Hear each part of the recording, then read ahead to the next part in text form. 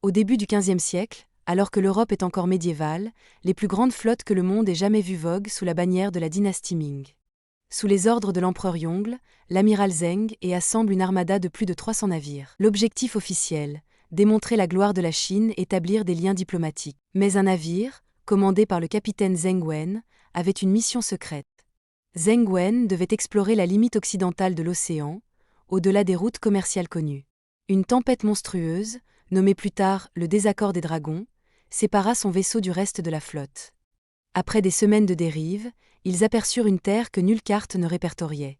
Ils établirent un contact pacifique avec un peuple qui les appela les visiteurs de la mer d'Écaille. Pendant des mois, ils échangèrent des connaissances, astronomie contre une sagesse ancienne des plantes et des courants. Grâce à cette aide, ils purent réparer leur jonque endommagée et préparer le retour. Avant de partir, on lui confia un coffret, avec cette mise en garde, son contenu ne fleurit que dans l'oubli. Le voyage de retour fut long. Zheng Wen rapportait la preuve d'un monde bien plus vaste que ne l'imaginait la Chine. Mais à son retour, le vent politique avait tourné. Le nouvel empereur, souhaitant l'isolationnisme, rejeta ses découvertes. Les grandes expéditions furent interdites, les jonques détruites et les archives brûlées. L'odyssée de Zheng Wen sombra dans l'oubli.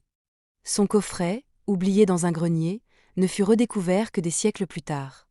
La plante qui y avait germé était inconnue des botanistes. Aujourd'hui, cette fleur de la rencontre silencieuse et cette statuette aux origines inexpliquées sont les seuls témoins silencieux d'une histoire qui aurait pu changer le monde.